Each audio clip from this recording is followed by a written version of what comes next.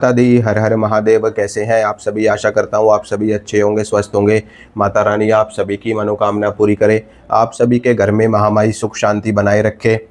आज की इस वीडियो में मैं आपको ये बताऊंगा कि आप कैसे पता कर सकते हैं कि आपके ऊपर जो सवारी आ रही है वो किसी देवी देवता की है या फिर कोई संकट खेल रहा है या कोई भूत प्रेत खेल रहा है। अक्सर आपने देखा होगा, बहुत से ऐसे लोग हैं, साधक हैं, भगत हैं, जिनके ऊपर सवारी आ रही होती है, लेकिन कई बार ऐसा उनको महसूस होता है, ऐसा उनको फील होता है कि कुछ ना कुछ तो गड़बड़ है उनके साथ में। यानी कि जो उनके ऊपर सवारी आ रही है, वो सवारी जो चीज़ें कह रही है, जो चीज़ें बोल रही है, वो चीज़ें सही तरीके से हो नहीं रही हैं, या फिर वो शक्ति कुछ बोल तो जाती है लेकिन बाद में वो काम होता नहीं है, या फिर बाद में वो साधक, वो भगत बीमार हो जाता है, या उसको कोई ना कोई प्रॉब्लम हमेशा बनी रहती है। ये चीज़ें होती हैं एक साधक के साथ में, एक भगत के साथ में, या फिर जिन भी लोगों के ऊपर सवारी आ रही है उनके साथ में।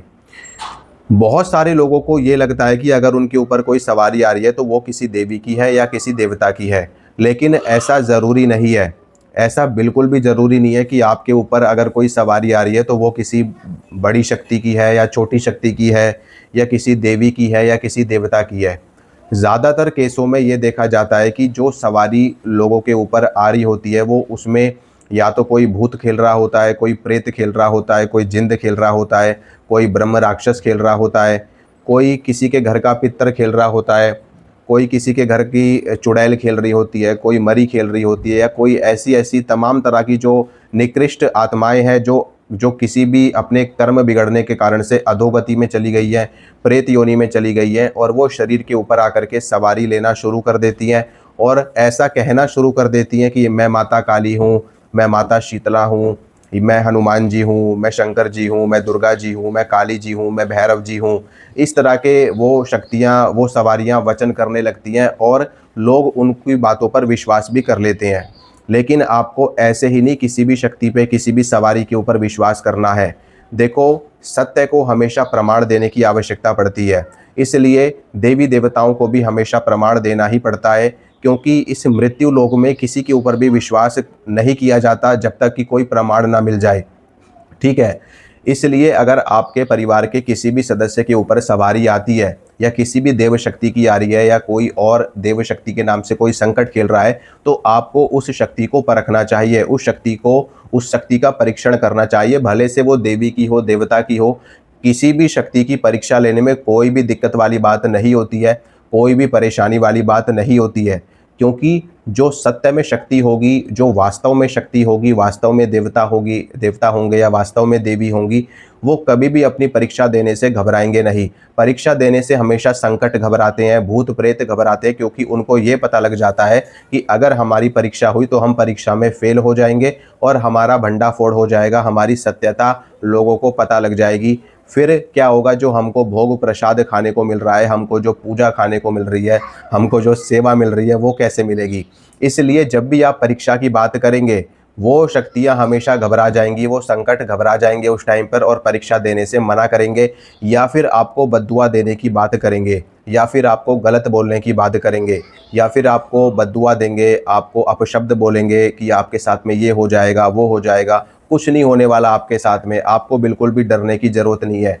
आपके परिवार में जिसके भी ऊपर, चाहे वो कोई महिला खेल रही हो या कोई पुरुष खेल रहा हो, आपको पूरा पूरा अधिकार है उस शक्ति की जांच परखना करना, यानी कि उस शक्ति की जांच करने का पूरा पूरा आपको अधिकार है। पूरी पूरी आपके पास में अथॉरिटी है कि आप उस शक्ति का परीक्षण करें कि वो आपके घर की कुल देवी है, आपके घर के कुल देवता हैं, या आपके घर के पितर महाराज हैं। अगर वो अपनी बातों पर खरे उतरते हैं, या जो जो परीक्षा उनकी ली जा रही है उस परीक्षा में वो सफल हो जाते हैं, तो निश्चित रूप से आप मान सकते हो कि हाँ, ये फलानी देवी हैं या ये फलाने देवता हैं। क्योंकि जो भूत प्रेत होते हैं, चुड़ैल होती हैं, पितर होते हैं, डाकनी शाकनी या निम्न कोटि की जो प्रेत आत्माएं होती हैं, वो इस तरीके से किसी भी व्यक्ति के बारे में कुछ भी बताने में सक्षम नहीं होते, क्योंकि उनके पास में दृष्टि नहीं होती है और वो अधोगति में जाते हैं, प्रेत योनि में जाते हैं। अपने कर्मों के प्रभाव से वो किसी भी व्यक्ति के बारे में कुछ भी बताने में सक्षम नहीं होते। ठीक है? इसलिए वो हमेशा आपको अपनी परीक्षा देने से डरेंगे, घबराएंगे।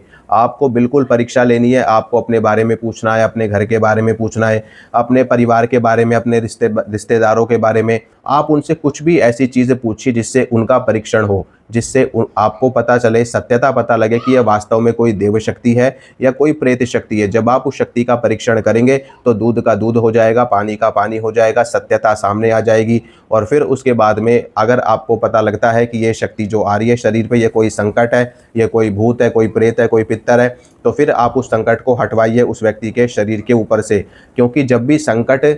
किसी के ऊपर खेलता है या बहुत लंबे समय तक किसी के शरीर पर भूत प्रेत या संकट रहते हैं, तो धीरे धीरे करके उस भगत का, उस साधक का जो शरीर है वो सूखता चला जाता है। और एक समय ऐसा आता है जब ये संकट उस साधक को जान से मार देते हैं, यानी कि उसका शरीर खत्म कर देते हैं और उसकी आत्मा को अपने कब्जे में कर लेते हैं। अगर आपको पता लगता है कि ये संकट है तो आप उसको निकलवाइए किसी भगत से, किसी ओझा सोखा तांत्रिक से, उसका इलाज कराइए, उस चीज़ को बाहर निकलवाइए। और जो आपके घर के देवी देवता हैं उनको शुद्ध करवा के, पवित्र करवा करके अपने घर में विराजमान करिए। और बाद में फिर वो देव शक्ति उसी साधक के ऊपर सवारी ले सकती है जिसके ऊपर पहले संकट आते थे। क्यों? क्योंकि उनका एक रास्ता खुल जाता है आने का और वो उसके ऊपर सवारी लेकर के अपना पर्चा दे सकते हैं।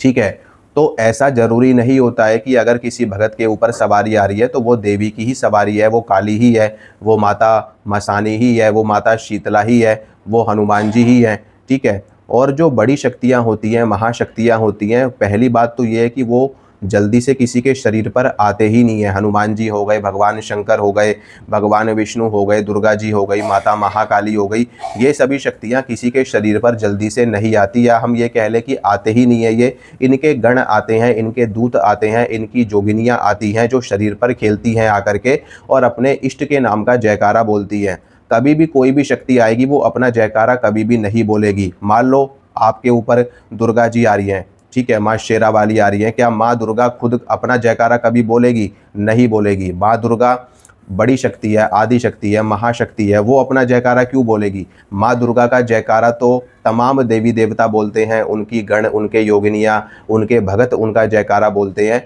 इसलिए जब भी किसी भी व्यक्ति के ऊपर सवारी आती है और वो अपना जयकारा बोलती है कि मैं काली मैया की जय, दुर्गा मैया की जय, तो आप समझ जाना कि वो ना तो काली है ना ही वो दुर्गा है। उस शरीर के ऊपर जो शक्ति खेल रही है वो या तो उनकी उनकी कोई योगिनी है, या उनका कोई गण है, उनका कोई प्रेत है, उनकी कोई सिद्ध प्रेत है, या उनका कोई सेवादार है जो उसके ऊपर सवारी लेकर के खेल रहा है और अपने इष्ट का जयकारा बोल रहा है। हमेशा जो दूत होते हैं, गण होते हैं, वो हमेशा अपने आराध्य का जयकारा बोलते हैं। जैसे कि उदाहरण के तौर पे हनुमान जी को राम जी का जयकारा प्रिय है। हनुमान जी जब भी किसी पर सवारी लेंगे, खेलेंगे किसी के ऊपर, वैसे तो हनुमान जी नहीं आते जल्दी से, बहुत ही कम चांस ऐसे होते हैं, या फिर हनुमान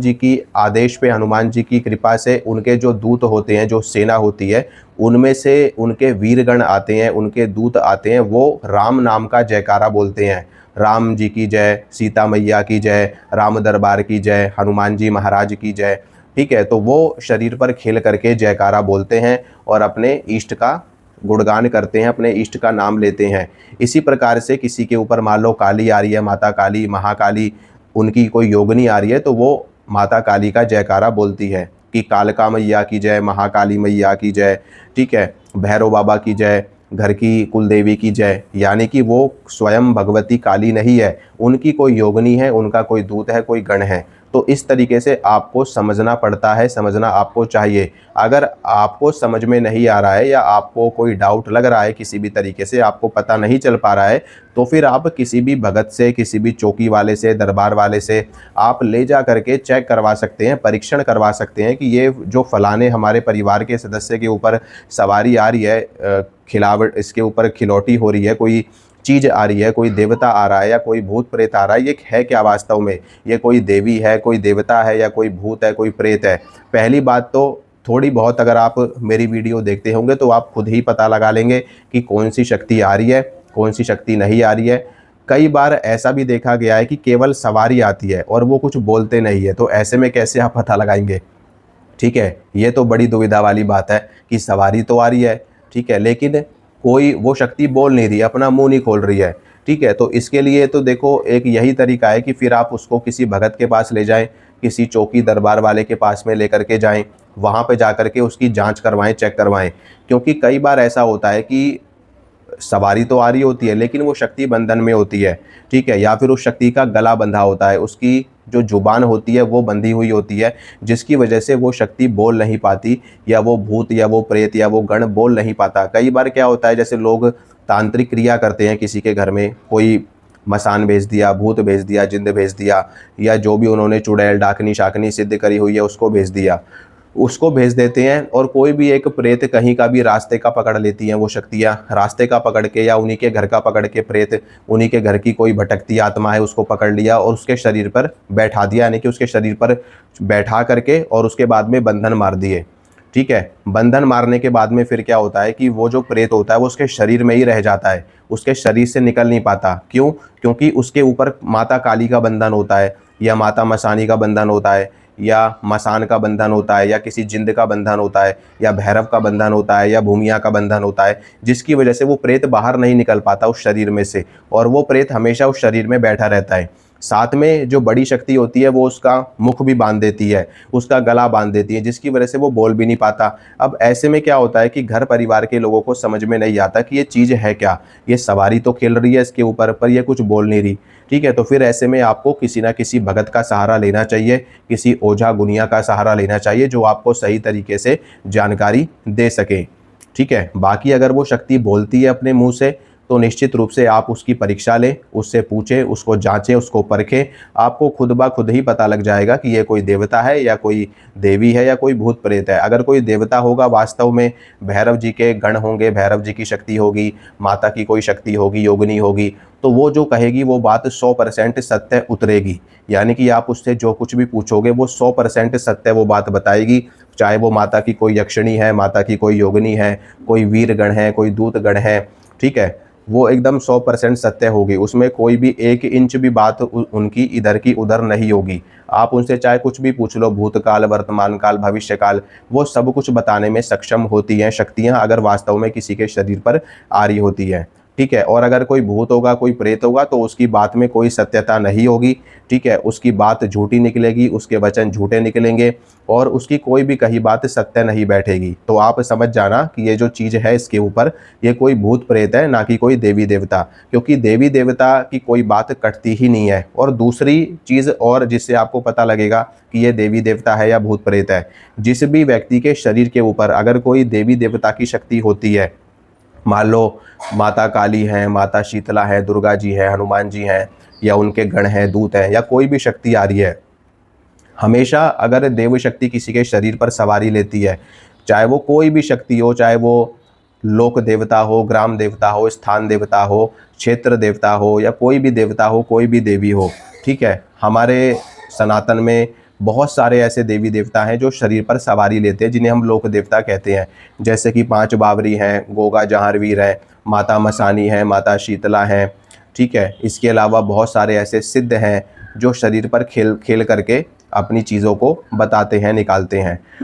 तो देवता अगर किसी के शरीर पर होगा तो उसके शरीर पर कष्ट नहीं होना चाहिए, उसके शरीर पर कोई दिक्कत परेशानी या पीड़ा नहीं होनी चाहिए। अगर उसको दिक्कत है, परेशानी है, पीड़ा है, कष्ट है, तो देवता के साथ या तो वो देवता बंधन में होगा, या तो उस देवता को किसी ने रोक रखा है, किसी ने उसका बंधन कर रखा है, या फिर उस देवता के साथ में किसी ने संकट लगा रखे हैं, भूत प्रेत लगा रखे हैं, जिसकी वजह से वो देवता खुल करके उस साधक की, उस भगत की मदद नहीं कर पा रहे, और सिर्फ हल्की सी सवारी लेकर के वो चले जाते हैं, पीछे हट जाते हैं, और फिर अन्य भूत प्रेत गण इत्यादि उस व्यक्ति के शरीर पर आ जाते हैं। ऐसा भी संभव है, ठीक है। किसी के शरीर पर देवता भी हो सकते हैं, साथ में भूत प्रेत संकट भी हो सकते हैं, ऐसा पॉसिबल है, ऐसा होता भी है। क्योंकि जब देवता शुद्ध नहीं होगा, देवता अशुद्ध होगा, देवता के साथ में भूत प्रेत चल रहे होंगे, तो ऐसे में क्या होगा कि वो देवता सही तरीके से काम नहीं कर पाएंगे और किसी भी तरीके से मदद नहीं हो पाएगी, फ़ायदा नहीं हो पाएगा। इसलिए अगर आपको समझ में आता है तो बहुत ही अच्छी बात है, अगर नहीं आता समझ में तो फिर आप किसी भी अच्छे भगत को दिखाइए, वो आपका निश्चित ही इसमें समाधान कर देंगे, ठीक है। माता रानी आप सभी की मनोकामना पूरी करे। जय माता दी, हर हर महादेव। खुश